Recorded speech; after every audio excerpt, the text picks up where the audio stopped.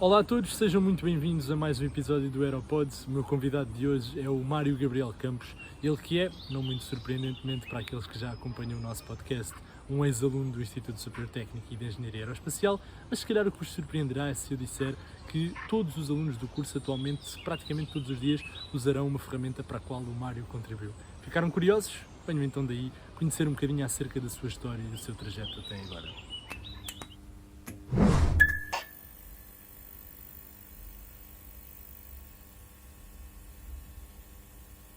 Bem, olá a todos, sejam muito bem-vindos então a mais um episódio do Aeropods. Hoje tenho comigo, como sabem, o Mário Gabriel, que é o nosso convidado de hoje. E antes de mais, obviamente, Mário, obrigado por teres aceitado o nosso convite e começava Ok, por te pedir que te apresentasses um bocadinho e nos contasses então o que é que te traz aqui este Aeropod e a ligação que tens ao Instituto Superior Técnico. ok. Muito obrigado desde mais, Tiago, pelo convite e ao núcleo da Aero.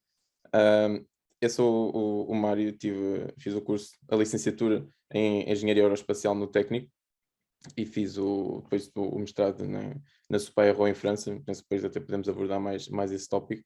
Então, eu comecei no curso de Aeroespacial, foi mesmo por paixão. Na realidade, eu quando comecei no Técnico, até comecei no curso de Engenharia Mecânica, depois é que fiz a clássica transferência para o curso de Aeroespacial. Foi, eu, sinceramente, já desde criança, sempre adorei aeronaves.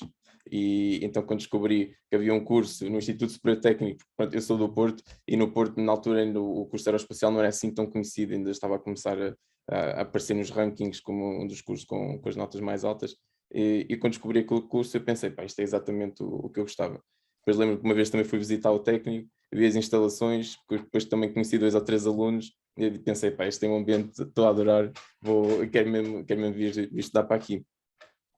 Depois, portanto, enquanto estive no Instituto Superior Técnico, trabalhei na Junitec, trabalhei quando fiz parte da Junitec, fiz também parte do núcleo do Aerotec, e foram basicamente esses os dois contributos que eu dei na minha vida fora da vida escolar no técnico.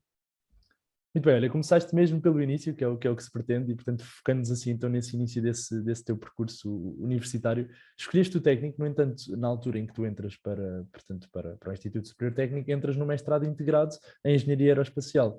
No entanto, como também referiste nesta tua introdução, fazes apenas a licenciatura no técnico. Qual é que é a razão então que te leva talvez a não cumprir aqueles que foram os planos que inicialmente pensaste no final do secundário, quando entras em Aeroespacial?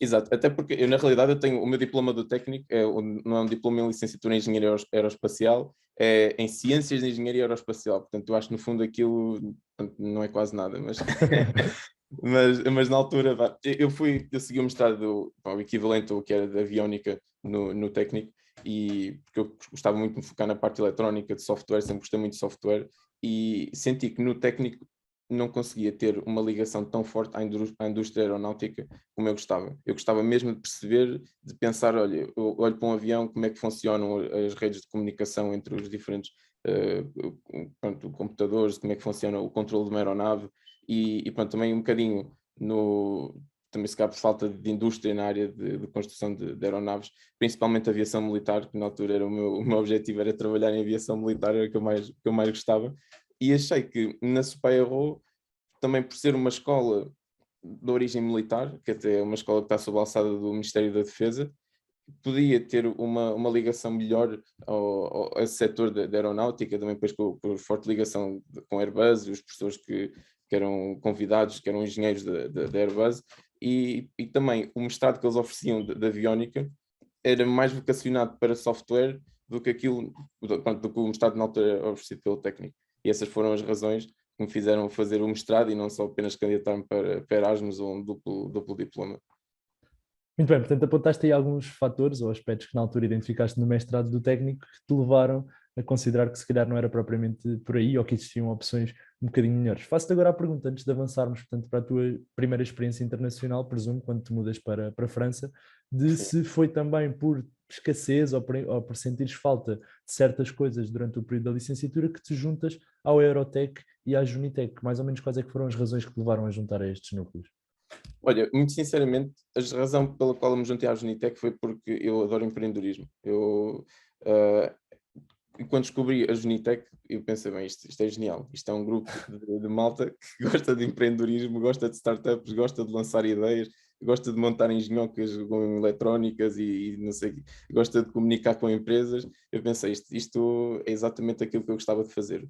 E portanto, pronto, nesse caso não foi difícil a escolha. No caso do núcleo de engenharia aeroespacial, eu achei que era uma boa forma, além de, pronto, como eu também vim de transferência do curso de engenharia mecânica, que era uma boa forma de me integrar melhor pronto, com os alunos de aeroespacial e também tinha alguns projetos que eu achava bastante interessantes, nomeadamente como o Air Cargo Challenge, o que tem piada, porque eu acabei por nunca trabalhar no Air Cargo Challenge, trabalhei em várias, até tive na direção num dos anos no núcleo, e acabei por nunca trabalhar no Air Cargo, mas isso foi na altura dos projetos que eu achei que seriam mais interessantes. Muito bem, dentro do Aerotech, permite-me agora destacar se calhar esse facto, acabaste por trabalhar num projeto que não sonhavas, que hoje em dia continuaria a ser usado e que serias então responsável por montar uma estrutura que viria a passar por vários anos e por vários alunos ao longo de muito tempo. Conta-nos lá um bocadinho como é que surgiu a ideia, como é que surgiu a concretização estamos a falar da Aerocloud, certamente quem está no curso sabe perfeitamente o que é, para quem não sabe explica lá assim um bocadinho como é que surgiu a ideia e em que é que consiste. Bem, só para que pronto, tenho uma ideia, pronto, se calhar pronto, o pessoal que está agora no curso não sabe, mas existia em tempos o Aerofórum, que foi a base, ou a primeira iteração de um repositório para partilha de ficheiros, que era uma coisa horrível mesmo. Aquilo, havia alunos do curso de Engenharia Aeroespacial, do terceiro, quarto e quinto ano, que nem conheciam bem o que era o Aerofórum, porque aquilo era tão mau. Era pouco prático trabalhar. Depois, por exemplo, tínhamos que criar uma conta e com um e-mail, uma password, mas depois não recebias um e-mail de confirmação e era impossível, no fundo, criar a conta. Tinhas que ir pedir a um tipo que estava no núcleo, que nunca via os e-mails. Pronto, aquilo era um desastre. E todos os cursos tinham uma drive. Todos os cursos tinham uma drive onde partilhavam ficheiros e o pessoal da Aero andava sempre a usar a drive de engenharia mecânica, de eletrotécnica ou de informática, dependendo das cadeiras, ou então a mandar. Depois havia alunos, eu lembro, por exemplo, o Francisco Aveiro, a Maria Carvalho, todos tinham quase uma drive deles que partilhavam com os outros alunos, e eu pensei, pá, isto não tem pés nem cabeça, nós precisamos criar uma drive e nós vamos ter o melhor drive do técnico. O problema é que havia muita gente que queria partilhar fecheiros do estilo testes que não era suposto os alunos terem. E então nós tínhamos que criar uma forma, no fundo, de bloquear o acesso a pessoas e a pessoal não docente e, ao mesmo tempo, também ter uma drive em que fosse fácil qualquer pessoa aceder. E eu lembro que estávamos uma vez em plenário no Aerotech, a minha primeira ideia inicial foi, pá, vamos pôr aqui pronto, vamos criar um site e vamos ter uma espécie de uma password que nós partilhamos entre nós e quem quiser aceder pode aceder assim dessa forma. Até foi o próprio Francisco Aveiro que se disse, então, porquê é que não integras com o login do técnico? Eu na altura pensei, epá, genial, nunca me tinha lembrado desta ideia, só que o problema é que eu não fazia a mínima ideia como é que eu integrava o login no técnico num site, eu ainda estava um bocado a aprender, eu gostava também na Genitec de fazer sites e aplicações web, ainda estava um bocado a aprender como é que aquilo funcionava, então achei que era um desafio espetacular e que se nós conseguíssemos que seria incrível ter uma drive, que eu podia chegar lá, login do técnico, depois havia, o servidor conseguia autenticar e perceber se era um aluno, um professor, um pessoal não docente, e pronto, isso só permitia aos alunos aceder, não era preciso mandar um e-mail para confirmar a conta, repor a palavra passe, que ninguém, quer dizer, já não se usa, não é? E pronto, foi assim um bocadinho que nasceu o projeto. Ainda hoje continuo a achar que foi a minha melhor contribuição para o Instituto Superior Técnico, no geral.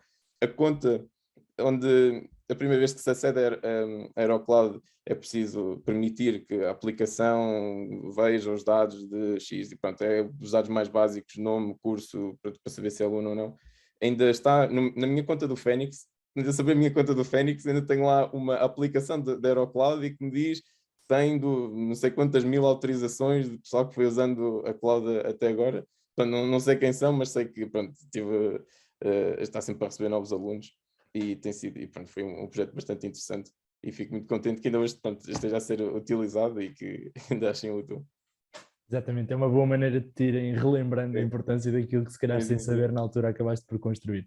Muito bem, olha, mudamos agora então para os teus tempos em que vais para a França. Como disseste, tomaste a decisão de sair do técnico e ir fazer o mestrado fora. A minha pergunta é: quando é que tomaste exatamente essa decisão? Foi no último ano da licenciatura? Foi algo que te apercebeste logo desde o início, uma vez que lá está, identificaste logo aquilo que faltava no técnico e que te podiam oferecer em França? Quando é que foi que tomaste essa decisão? Eu penso que foi, não tenho bem exatamente presente, eu sempre quis estudar fora, sempre quis, pronto, eu sei que há muitos colegas nossos que estão fora, muitos porque têm condições melhores ou não têm projetos, ou vão por projetos que gostam mais de trabalhar que não existem em Portugal. No meu caso, eu sempre quis ter uma experiência fora, nunca foi só por...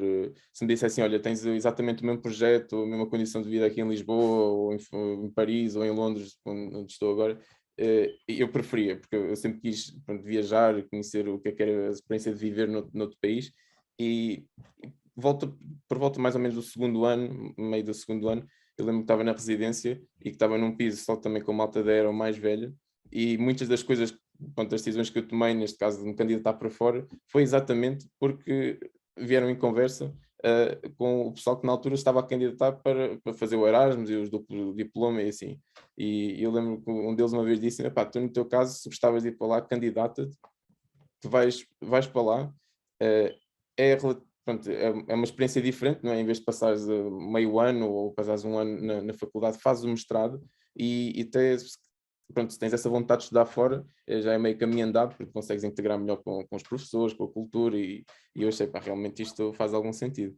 E foi nesse momento que eu pensei, olha, comecei, pronto, a investigar também outras faculdades, e assim, acabei por ficar com a Sapaio Rome, e foi assim que tomei a decisão. E já agora, pronto, se alguém tiver ouvido o podcast e que esteja interessado em candidatar-se para fora, o meu melhor conselho é que estejam atentos aos prazos. Normalmente é preciso submeter as candidaturas com bastante tempo de antecedência, e pronto, como é óbvio, ninguém quer passar um prazo e deixar de ir para a faculdade que quer estudar fora só porque não esteve atento aos prazos. Bem, reforçaste aí um ponto importante que eu ia também, obviamente, chegar lá, que era o ponto um bocadinho às vezes da burocracia que temos associada a estes processos. Às vezes há um certo desconhecimento, por vezes existe também um bocadinho um mito de que é uma confusão gigantesca. Consegues dizer mais ou menos como é que foi o processo no teu caso? Ou seja, houve necessidade de fazer entrevistas para lá entrar? Houve alguns testes que foram necessários? Onde é que realizaste esse tipo de procedimentos antes da entrada? Conta-nos lá assim rapidamente como é que foi o processo. Certo, assim, pronto, muito sucintamente, os testes que normalmente são precisos um diploma das notas, um diploma no fundo para eles saberem, obviamente não temos diploma de licenciatura, porque quando estamos a submeter a candidatura ainda não a acabamos, mas o que eles chamam o transcripts, portanto as notas que tu tens até aquele período em que estás a candidatar, é preciso sempre um exame de inglês. Eu na altura fiz o exame de Cambridge, o CAE, mas normalmente eu aceito um exame de Cambridge ou o TOEFL. Tem que ser feito com no máximo, eu penso que é 2 anos até pronto, antes do período de submeter a candidatura, e em termos de burocracia foi mais ou menos isso. A aplicação foi totalmente online, no site, estava 100% óbvio, até quando cheguei a candidatar também para Delft, e pronto, foi em termos de documentação, a única coisa que eu diria que pode ser mais chato é o exame de inglês, porque muitas vezes com os prazos é preciso marcar o exame, depois o exame tem os componentes, o speaking, o listening, a parte escrita, depois ainda tem o tempo para vir a nota e tudo mais, e isso pode atrasar um bocadinho o processo. Muito bem, ora, ultrapassadas essas etapas, como disseste, não foram assim nada de extraordinário, portanto foi mais ou menos linear o percurso. Chegas à França, chegas a esta nova etapa do teu percurso académico, que é o mestrado. Como é que foram então os tempos em França? Disseste há pouco que eras do Porto, portanto já estavas deslocado a estudar em Lisboa durante a licenciatura, mas como é que foi a adaptação a uma nova cidade, a uma nova língua, aulas também dadas, portanto, sem ser em português pela primeira vez? Como é que te ambientaste a portanto, a estas todas mudanças que se verificaram lá? Olha, por acaso lembro-me uma história engraçada, não tem grande conteúdo, mas foi engraçado. No dia em que eu cheguei, eu levei duas malas de porão grandes, porque eu ia mudar para a França, não é? Eu ia passar lá o ano, não era o ano quase todo, mas ia passar lá uma temporada grande, e então levei todas roupas, e na altura eu até estava com medo do inverno, pudesse ser mais frio, até tinha botas de neve, que nunca cheguei a usar na vida, mas levei uma data de coisas. Levei também um trolley de mão, só que um deles saiu uma roda. Eu lembro que o meu início de França, a minha primeira experiência quando eu cheguei a Toulouse, foi horrível, porque foi arrastar três trolleys, que é quase impossível, não é? Andar com três trolleys, porque eles põem-se uns à frente dos outros, e um não tinha uma roda. Epá, foi de rir. Eventualmente cheguei lá, o pessoal é super simpático, é uma comunidade internacional gigante, gigante. No meu ano nós éramos 120 no curso e havia tipo 7 franceses, portanto era praticamente todo lado, desde australianos, também imenso pessoal da Ásia, da Europa, portanto, o curso era bastante diverso. E no geral, a burocracia em França, eu acho que foi um bocado parecida com a burocracia em Portugal, também é bastante intensa, mas o acolhimento eu acho que estava super bem programado, nomeadamente nós chegámos lá um dia, tivemos uma sessão de apresentação em que nos deram um cartão SIM francês, abrimos uma conta no banco, criámos aquelas burocracias todas que era preciso para morar em França, registámos lá na residência lá, na faculdade, foi tudo super bem organizado, mesmo as atividades depois de integração com os novos alunos, e portanto nesse aspecto não custou nada, foi mesmo, foi, foi uma experiência interessante porque eu nunca tinha estado a estudar fora, mas eu diria que não assusta nada, e foi espetacular. Muito bem, acho que é isso que se pretende e referiste aí um dos pontos que te tinha levado lá, que era então a tua vontade em ter uma experiência internacional e em ter o contacto então provavelmente com diferentes culturas, nem que seja também culturas de trabalho distintas e portanto presumo que com toda essa multiculturalidade, com toda essa internacionalização que falaste, esse aspecto tenha sido cumprido. Pergunto-se do ponto de vista académico, também realizaste então aquilo que eram as tuas expectativas e aquilo que eram os teus objetivos com portanto, a formação e o mestrado feito lá. Correspondeu efetivamente ao que tu procuravas?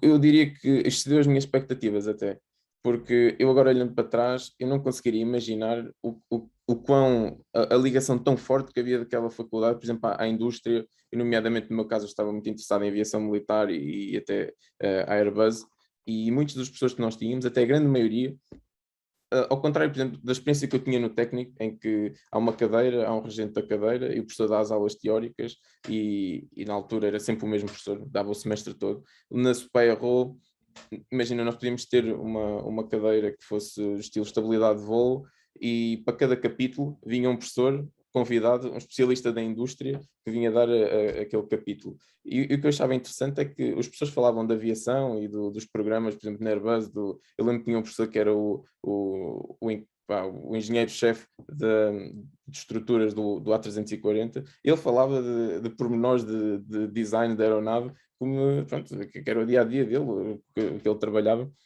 Portanto, eu senti que era uma ligação muito forte e nesse aspecto, as expectativas, nomeadamente também em projetos que nós tínhamos, em laboratórios que nós fazíamos, que muitas vezes nós tínhamos dados reais, dados pela Airbus, por exemplo, de análise de dados de voo. Tivemos uma vez um laboratório que fomos aqueles modos de voo que nós aprendemos estabilidade de voo, tipo estilo fogoide, período curto e por aí fora, nós tivemos um laboratório que foi mesmo ir numa aeronave da faculdade, que a faculdade tinha várias aeronaves, acho que tinha cerca de 7 aeronaves, fazer um voo e durante o voo, mais ou menos uma hora, o piloto foi-nos a mostrar os modos de voo que nós aprendíamos, mas mesmo na realidade, não, aquilo não era fazer contas em papel, não era o simulador, não era nada.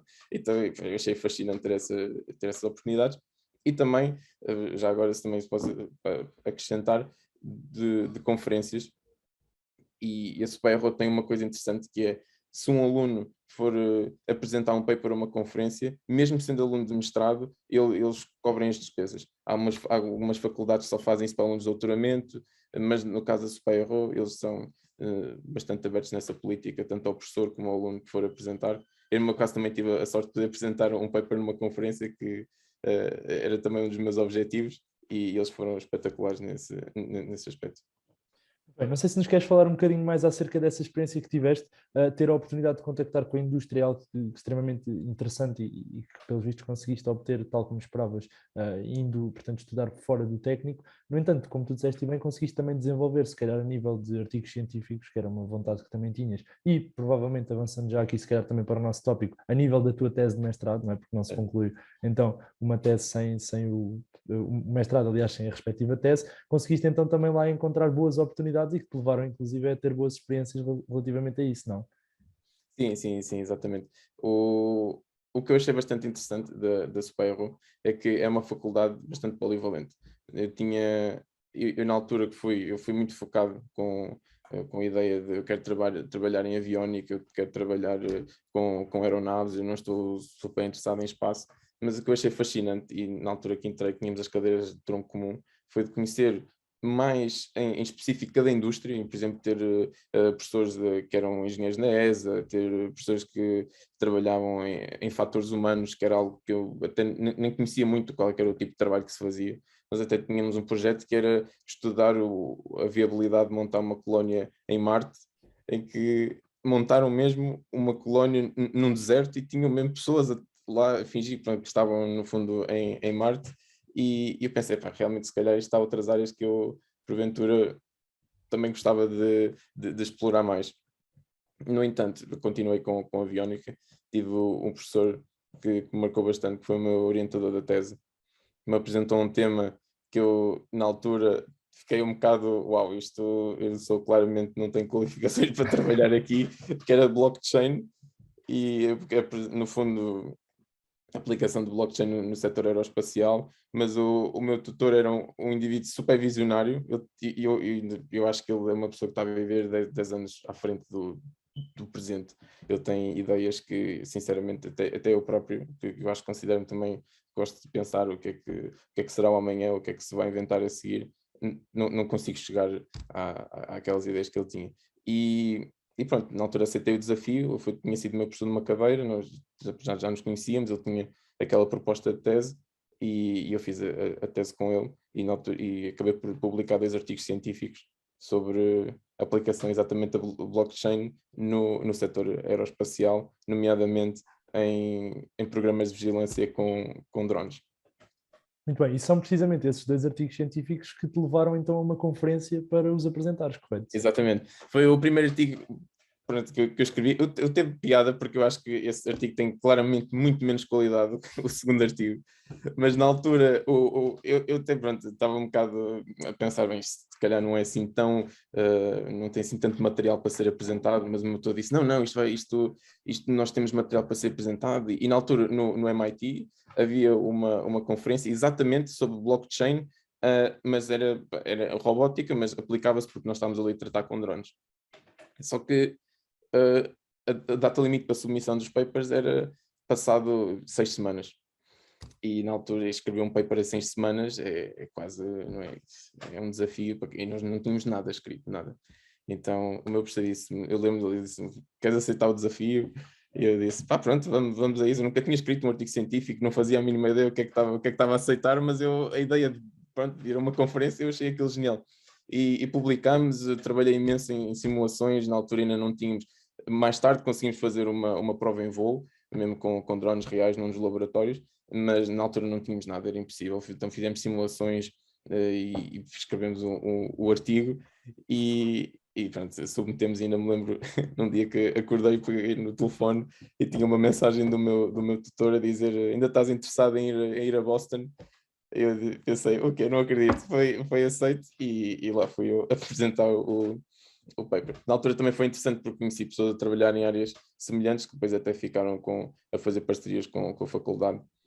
Foi uma experiência, eu costumo dizer que foi, toda a gente no percurso académico tem uma experiência, um momento particularmente brilhante e eu acho que aquele foi o meu, claramente, não há nada que eu acho que o meu percurso tenha sido tão brilhante a esse nível e pronto, foi lá está uma das oportunidades que eu acho que tive por estar ali naquela faculdade.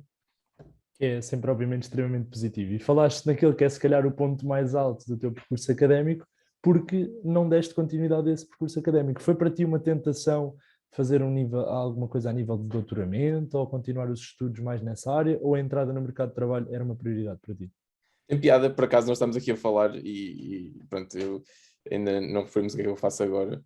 Eu atualmente trabalho em consultoria de estratégia, trabalho na BCG aqui em Londres eu acho que tem piada porque não tem realmente nada a ver com isto. Eu comecei a dizer que fui muito focado, e é verdade, eu fui mesmo focado para trabalhar em aeronáutica. O meu objetivo, quando eu cheguei ali à Speyer-Roth, eu lembro-me de aterrar, e quem aterra no aeroporto de Toulouse tem o terminal de passageiros de um lado, e do outro lado tem todos os hangars da Airbus, e vejo os aviões todos a serem montados. Aquilo é quase uma loja de doce para crianças, para quem gosta de aeronáutica. É fascinante.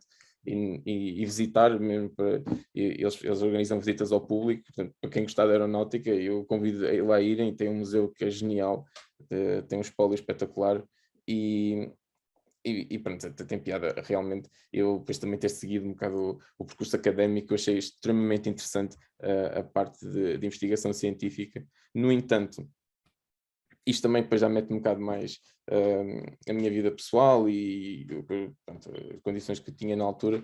Entrar no mercado de trabalho era uma prioridade, e não só, dadas as circunstâncias, mas eu também queria ter uma experiência do que era o mercado de trabalho, porque só tinha experiência de vida académica, e eu imaginava que o mercado de trabalho era algo que eu não sabia bem se ia gostar, não sabia bem. Então pensei, ok, o meu foco agora é ter uma experiência numa startup.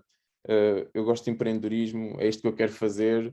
Eu ou monto a minha startup, ou vou trabalhar para a startup mais pequena que eu encontre, e pronto. E se não gostar, depois volto para o percurso académico. Na altura, o meu tutor propôs-me fazer o doutoramento, também pegando naquilo que já tínhamos feito. Também era um projeto que também já estava bem encaminhado, e pronto, foi uma decisão complicada, mas eu disse que não. Mas entretanto ele também continuou com o projeto com outros alunos, e pronto, lancei-me no mundo no mundo do trabalho, no setor privado. Muito bem, olha, a ideia do doutoramento não seguiu em frente, mas a da startup, por outro lado, sim. Conta-nos lá como é que foi essa, então, primeira É verdade. experiência de trabalho, pela primeira vez, como estavas a dizer, sair da vida académica. Como é que foi, então, esse É teu primeiro verdade. trabalho? E lá está, a minha experiência foi interessante, porque agora também, se calhar pegando no assunto que ainda não referi, eu na altura que fui para Toulouse, eu tive uma bolsa de estudos da Thales, e a Thales é uma empresa fortíssima em aviónica, não é? E também bastante no setor militar. E o que é que eu pensei? Bem, isto é genial, eu tenho uma bolsa de estudos da Thales, significa que quando eu quiser fazer um estágio, depois de acabar o curso, eu posso quase estar certo que eu vou ter um trabalho na Thales. E nós até tínhamos contacto, eu tinha um contacto com um indivíduo dentro da Thales, que era quase o patrono, não é? Que ele de vez em quando organizavam lá uns eventos para não nos conhecermos, e quase como partilhámos as nossas expectativas de onde é que estávamos a trabalhar. Então eu comecei-me a candidatar a estágios, quando estava na fase final do curso. E eu pensei, pronto, eu vou-me candidatar a estágios na Thales, no fundo, como eles ofereceram o meu curso, eles pagaram umas propinas, eles davam um X de dinheiro todos os meses. É um bocado quase, não é, digamos, falta de respeito se eu agora não me candidatar pelo menos a um estágio na Thales. A verdade é que eu me candidatei a 25 estágios na Thales e eu fui aceito em 0. E isto, eu pensei, como assim? O que é que está aqui a acontecer de errado? Eu pensei, eu juro, eu sou empenhado, eu tenho uma bolsa de voz, e eu só estou tipo, quase a oferecer-me para repagar, e não correu bem. Então eu comecei a olhar, pronto, para aquilo que eu realmente gostava de trabalhar. E na altura estava focado, era startups, e descobri uma startup, dois tipos, tinham mais 2 anos do que eu, dois primos que montaram no setor de computadores na cloud. E eu também, como gostava muito de software, e achei a ideia genial, e era uma startup em Paris. Eu na altura também queria muito mudar da cidade, não me imaginava muito a morar em Paris, a morar em Toulouse na vida de trabalho, e aceitei. Pelo meio, depois também, entretanto, quando eu comecei a receber assim algumas candidaturas falhadas, eu pensei, bem, vou ter que me candidatar mais, então vou ter que aumentar o meu espectro. Também me candidatei para a Airbus, consegui um estágio na Airbus, e ainda hoje foi uma escolha. Eu tive que escolher entre a startup e um estágio na Airbus, porque na altura recebia chamadas, foi em 2 ou 3 dias de diferença. Ainda hoje acho que foi uma das escolhas que mais influenciou o meu percurso. Ainda bem que não escolhi a Airbus na altura, porque depois, eventualmente, com o Covid, toda a gente que estava a fazer estágios não recebeu um contrato de trabalho, não recebeu uma proposta para ficar. Na altura ainda não se previa que ia haver Covid. Mas pronto, foi assim que depois comecei, e me lancei no mundo do empreendedorismo. Muito bem, seguiste em frente com a ideia da startup, consideras hoje que tomaste a decisão correta e então faço a pergunta, o que é que te levou a trocar a startup para agora trabalhares numa grande consultora? São realidades muito diferentes, passares de uma empresa pequena a começar, em que tens toda aquela instabilidade, incerteza, mas que por um lado, portanto, é também muito aliciante e de repente trabalhares numa empresa multinacional, com centenas de milhares de pessoas, que têm os seus objetivos muito bem estabelecidos, dá uma segurança, por outro lado, é completamente distinto da experiência que tiveste. O que é que te levou a trocar e o que é que consideras então o lado mais positivo do que tiveste antes e do que tens agora?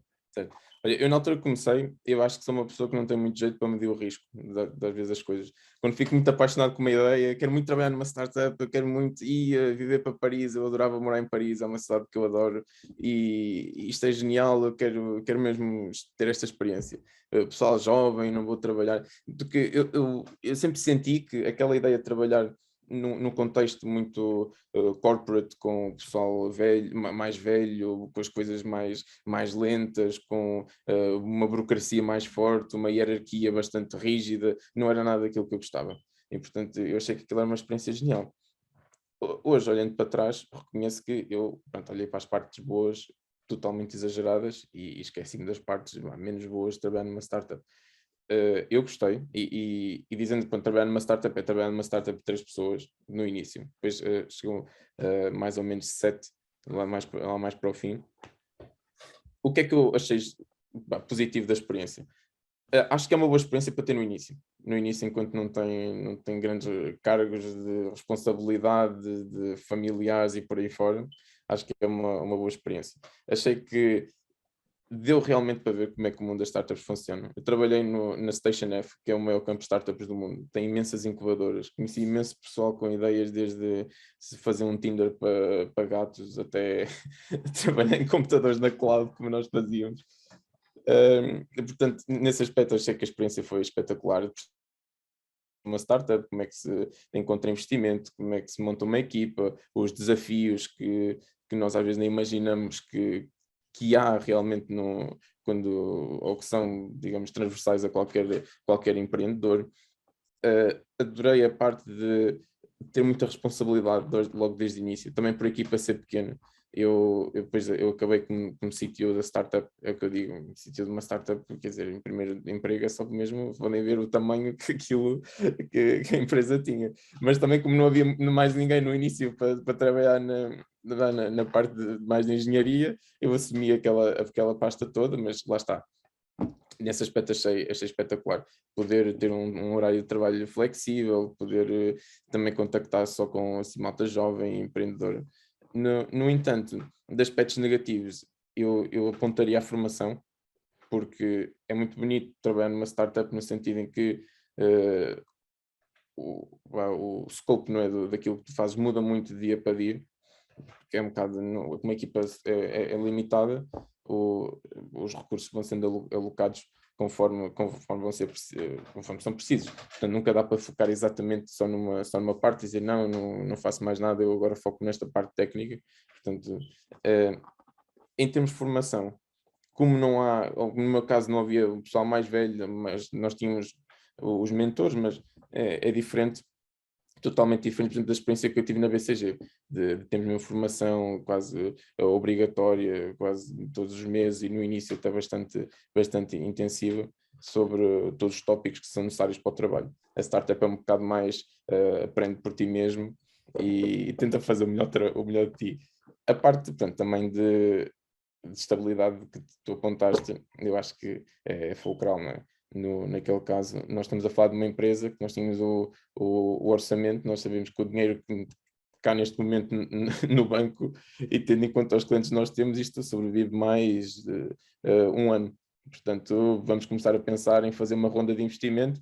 Se tudo correr bem, ótimo, aguentamos mais não sei quanto tempo, senão aquilo acaba, não é? E no caso da BCG agora atualmente, portanto, é uma estabilidade totalmente diferente.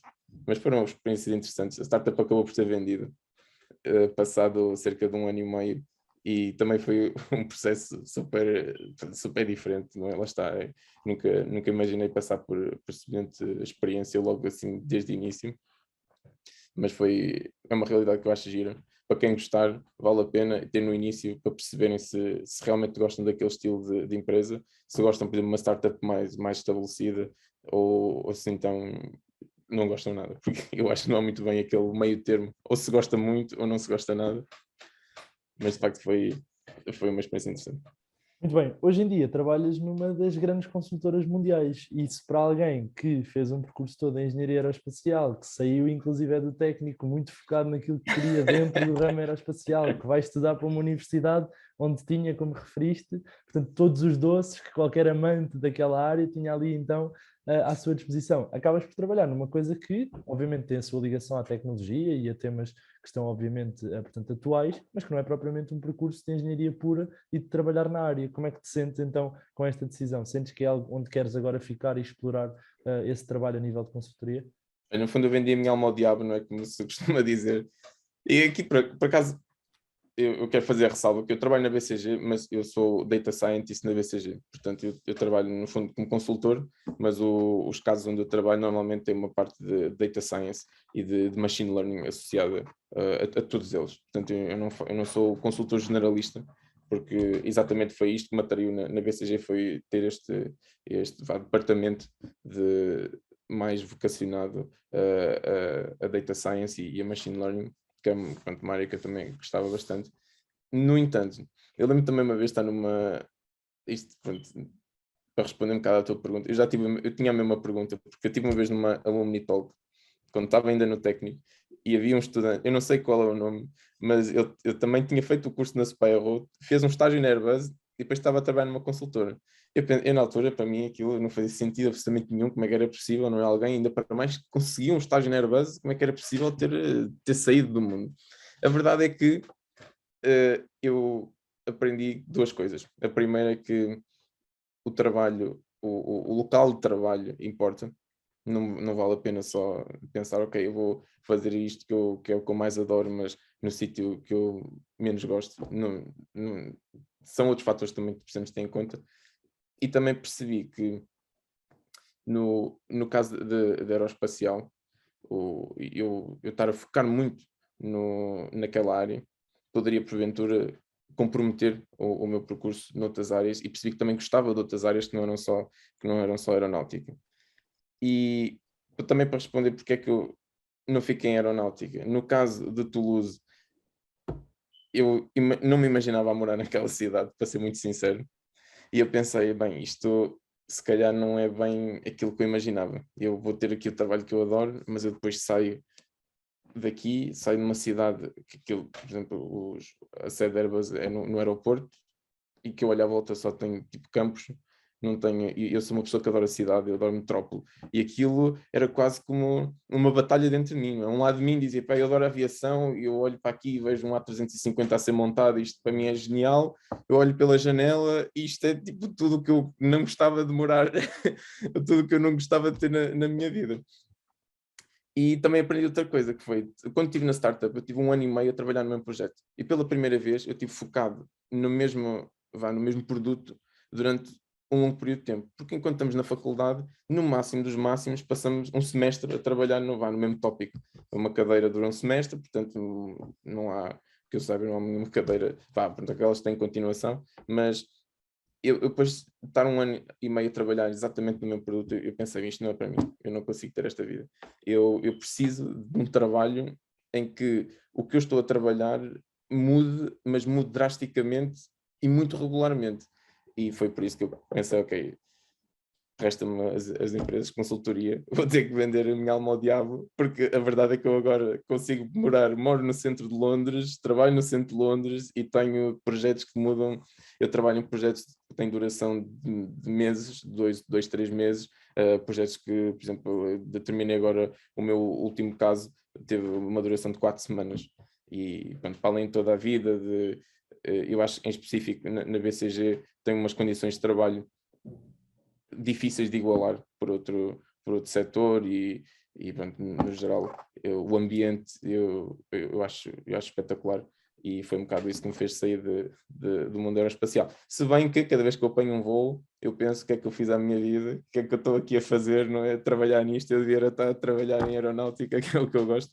Quem sabe, não é? Se calhar daqui a uns anos, se não vou parar, não vou mudar de ideias e não vou trabalhar para novamente em aero. Faz parte, acho que é aquele eterno duelo entre a vida profissional e a vida pessoal, que tem que haver ali também um equilíbrio que se acaba Exato, exato.